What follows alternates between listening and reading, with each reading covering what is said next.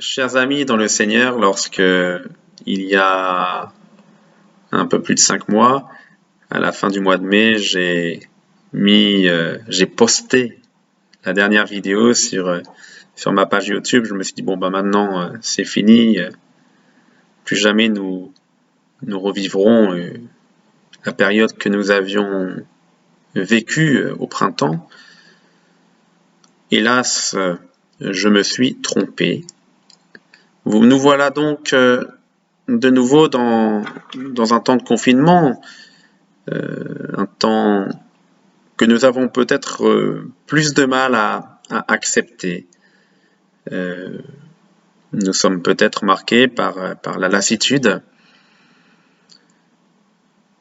Je disais, le jour de la Toussaint, à Cône d'Allier, je crois, on dit les choses un peu en abondance de cœur, qu'il nous fallait beaucoup prier pour le président de la conférence des évêques de France, le père Monseigneur Demoulin-Beaufort, parce qu'il est peut-être en première ligne actuellement pour redire l'importance du rassemblement dominical, du rassemblement dans nos églises, pour célébrer ensemble l'amour et la tendresse de notre Dieu. Et la prière a dû être efficace puisque Monseigneur de Moulin-Beaufort a, entre guillemets, exprimé une requête au nom de tous les catholiques auprès du Conseil d'État. Voilà, n'oublions pas que nous avons besoin d'être nourris spirituellement. Et nous sommes aussi dans cette période un peu tendue à cause de ce nouveau confinement qui n'est pas tout à fait le fruit du hasard, mais le fait est que le virus a repris énormément de vigueur. Et comme le disent les gens de la campagne, ils n'avaient pas trouvé la route pour venir jusque dans le rural bourbonnais au printemps. Là, ils l'a bel et bien trouvé. Donc on est un peu sur un balancier, d'une part le prendre soin de notre vie spirituelle en nous rassemblant pour la messe dominicale ou pour la messe le plus rapidement possible, et en même temps le prendre soin de notre corps et de notre santé, en évitant des déplacements et en évitant de nous rassembler. Alors voilà, c'est quand même une situation bien compliquée qui nécessite de notre part peut-être un peu de retenue aussi, et surtout une invitation à la prière. Seigneur, que ta volonté soit faite, viens éclairer ceux qui ont besoin d'être éclairés, et que quoi qu'il arrive, nous puissions vivre de ton amour, de ta tendresse, de ta présence en nous. Alors évidemment, par le sacrement de l'Eucharistie, quand cela sera possible, mais aussi en communion avec vos prêtres qui célèbrent la messe tous les jours, en prenant un temps de prière, en prenant le temps d'écouter la parole de Dieu, et notamment l'Évangile. Et c'est vrai que quand j'ai pris le temps de lire l'Évangile aujourd'hui, dans un premier temps, j'ai trouvé que c'était un peu de l'ironie de lire un tel passage d'Évangile en ce jour. Et puis dans un deuxième temps, je me suis dit, ben voilà, il y a quand même 2-3 points pour nous aider à avancer, à cheminer, et peut-être de nouveau à appréhender l'Eucharistie comme une invitation que Jésus nous adresse, comme un appel que Jésus renouvelle en nous, et à ne pas tomber dans l'habitude. Voilà, c'est ma petite affaire à moi, je viens quand je veux, je pars quand je veux. Non, c'est quand on est invité chez des gens, c'est rare qu'on arrive quand on veut et qu'on parte quand on veut. Bon, ou alors on prévient les gens avant, quoi. Voilà, bon, je n'en dis pas plus. Chacun aura le temps de faire son examen de conscience, et votre curé en premier lieu. De l'Évangile de Jésus-Christ selon saint Luc. En ce temps-là, au cours du repas, chez un chef des pharisiens, en entendant parler Jésus, un des convives lui dit « Heureux celui qui participera au repas dans le royaume de Dieu ». Jésus lui dit « Un homme donnait un grand dîner, et il avait invité beaucoup de monde. À l'heure du dîner, il envoya son serviteur dire aux invités « Venez, tout est prêt ». Mais ils se mirent tous unanimement à s'excuser. Le premier lui dit: j'ai acheté un champ, et je suis obligé d'aller le voir. Je t'en prie, excuse-moi. Un autre dit: j'ai acheté 5 paires de bœufs, et je pars les essayer, je t'en prie, excuse-moi. Un troisième dit: je viens de me marier, et c'est pourquoi je ne peux pas venir. De retour, le serviteur rapporta ces paroles à son maître. Alors, pris de colère, le maître de maison dit à son serviteur: dépêche-toi d'aller sur les places et dans les rues de la ville, les pauvres, les estropiés, les aveugles et les boiteux, amène-les ici. Le serviteur revint lui dire: maître, ce que tu as ordonné est exécuté, il reste encore de la place. Le maître dit alors au serviteur: va sur les routes et dans les sentiers et fais entrer les gens de force, afin que ma maison soit remplie, car je vous le dis, aucun de ces hommes qui avaient été invités ne goûtera de mon dîner. Acclamons la parole de Dieu, louange à toi, Seigneur Jésus. Vous avez dû percevoir à mon sourire toute l'ironie de ce passage d'évangile lu en cette période. Cet homme donne un grand dîner, il invite beaucoup de monde, mais personne ne peut venir. On est en plein dedans, quoi. Et ici, on pourrait se dire que nous sommes le quatrième. Celui qui dit: il y a un virus qui se promène, on nous demande de ne pas vivre de temps de convivialité et de ne pas lancer des grandes invitations à un grand repas. Surprenant. À la fin, aucun des hommes qui avaient été invités ne goûtera de mon dîner. Quelle frustration. Prenons un peu de hauteur et voyons comment cet évangile nous parle. C'est la question que je nous pose, que je me pose même à moi également, parce que nous avons conscience de répondre à un appel de Jésus quand nous allons à la messe. Heureux les invités au repas du Seigneur. Est-ce que nous arrivons à l'église avec cette joie, ce bonheur?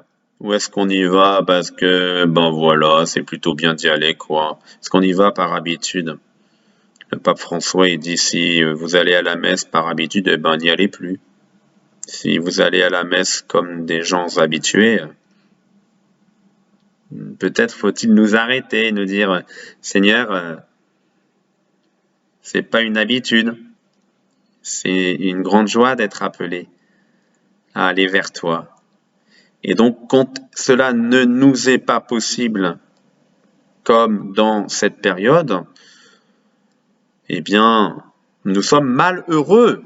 Donc, on n'est pas très content. On n'est pas très content. Mais, Seigneur, viens travailler en nous pour que augmente en nous une vraie joie de pouvoir répondre à ton invitation et à ton appel quand cela sera possible. Parce que il en va de notre vie spirituelle.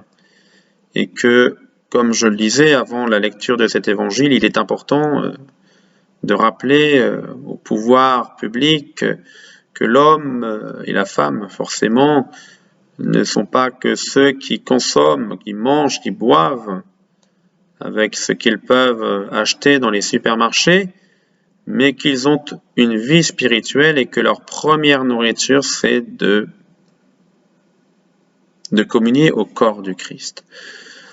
Disant cela, je ne voudrais pas non plus que cette situation engendre trop de frustration et que nous soyons repliés sur nous-mêmes en boudant tant que nous ne pourrons pas aller à la messe, mais que nous puissions ouvrir notre cœur à l'amour et à la tendresse de Dieu. Seigneur, tu le vois, je ne peux pas communier. Je suis en communion avec mon curé qui célèbre la messe tous les jours. Je suis en communion avec la messe qui est célébrée à la maison diocésaine et qui est retransmise sur Internet. Tu vois la situation dans laquelle je suis, mais je sais que tu m'aimes. Et je sais que tu viens remplir mon cœur de ton amour et de tes grâces. Et je disais, c'est peut-être une théologie un peu étonnante de ma part, que cette période de jeûne, cette période de sacrifice un peu étonnant, doit être l'occasion pour nous de demander des grâces toutes particulières à notre Dieu. Voilà, Seigneur, dans ce temps de privation, je sais que nous pouvons compter sur des grâces particulières.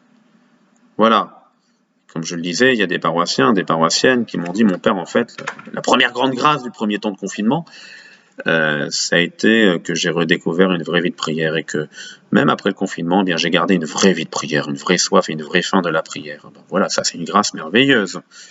Eh bien, le Seigneur n'est pas avare dans ce domaine-là. Et puis, à la suite de ce que nous avons célébré hier, le 2 novembre, se dire que toute Eucharistie sur cette terre nous prépare à l'Eucharistie qui n'aura pas de fin et où aucun virus ne viendra interrompre. Voilà. Donc c'est aussi une grande joie, Seigneur. Si nous avons du mal à célébrer l'Eucharistie maintenant, nous savons qu'un jour, il n'y aura plus aucun problème. Par contre, vous ne pourrez pas partir après 1 heure de paradis, vous serez bien tenu d'y rester définitivement. Voilà, voilà. Je sais pas pourquoi je dis ça d'ailleurs, parce que j'avais envie de le dire. Voilà, donc cette période qui s'ouvre, qui durera un certain temps, nul ne sait ni le jour ni l'heure, dit le Seigneur, eh bien, soit pour nous l'occasion d'être encore plus attentifs à la parole que Dieu nous adresse, que cela nous rende plus attentifs à la présence du Seigneur, pour qu'au moment venu, nous allions à la messe avec une vraie joie, mais pas simplement les 2 ou 3 premiers dimanches, mais voilà. Seigneur, je réponds à ton appel et à ton invitation. Avant d'aller à la messe, il ne s'agit pas à 10h58 de se dire « Ah tiens, ça y est, je me rappelle qu'il y a une messe, j'y vais, j'arrive 15 minutes en retard ». Il s'agit déjà de prendre le temps de lire la parole de Dieu, de prendre le temps d'arriver 5, 6, 7, 8 minutes, de se poser, hop, de se poser vraiment. En fait, je dis ça aussi par rapport à la messe devant Internet, devant notre ordinateur. Bon, c'est pas le moment de faire une mousse au chocolat ou que sais-je encore. On prend le temps de s'installer, on s'installe bien, on peut s'asseoir. Bon, l'avantage pour le coup, il y en a un, c'est que les fauteuils de la maison sont peut-être plus confortables que les sièges de nos églises. On prend le temps de se préparer vraiment à cette rencontre, quoi. C'est tout, quand vous êtes invité à un repas, à une fête de mariage, vous y pensez pas 3 minutes avant le début de la célébration. Je pense pas. Prends le temps de se préparer vraiment. Eh bien, c'est pareil avec le Seigneur Jésus. Et donc, comme cela est indiqué sur le site de notre diocèse, de vivre la messe en direct aussi. C'est pas le moment de se dire à midi j'ai d'autres choses à faire, je verrai ça à 18h. Parce que ça fait 6 heures que la consécration a eu lieu, ou presque 6 heures. Donc, voilà, on vit la messe à l'instant T, comme c'est bien écrit. Vivre le temps présent. Ben voilà, le temps présent, c'est qu'on est confiné. Et puis quand on sera à la messe, quand on sera déconfiné, ça sera pas le moment de nous dire c'était mieux quand on était confiné. Voilà, accepter ce que nous avons à vivre, consentir, comme dirait l'évêque de Nantes. Il le disait déjà quand il était évêque de Moulins.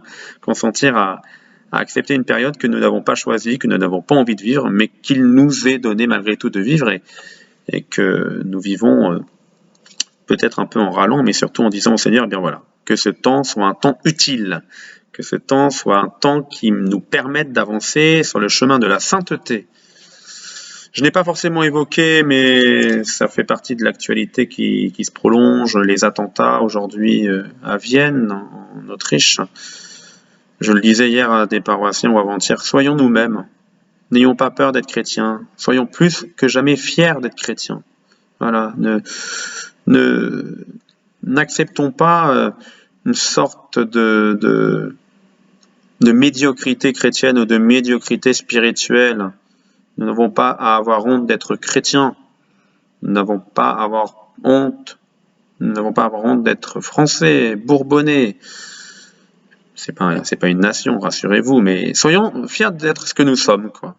Soyons fiers d'être ce que nous sommes et laissons le Seigneur, convertir ce qui ne va pas dans le sens de son amour, de sa tendresse, de sa miséricorde, même si il nous faut être dans... Voilà, justice et vérité se rencontrent. Je pense à cette partie-là d'Isaïe. Justice et vérité se rencontrent. Et bien que la justice et la vérité agissent dans ce monde-là pour que nous puissions vivre en paix et dans la joie. Notre Père qui es aux cieux, que ton nom soit sanctifié, que ton règne vienne, Que ta volonté soit faite sur la terre comme au ciel. Donne-nous aujourd'hui notre pain de ce jour. Pardonne-nous nos offenses, comme nous pardonnons aussi à ceux qui nous ont offensés. Et ne nous laisse pas entrer en tentation, mais délivre-nous du mal. Et que le Seigneur nous bénisse et nous garde. Au nom du Père et du Fils et du Saint-Esprit. Amen. Bon courage, chers amis dans le Seigneur, et certainement à demain.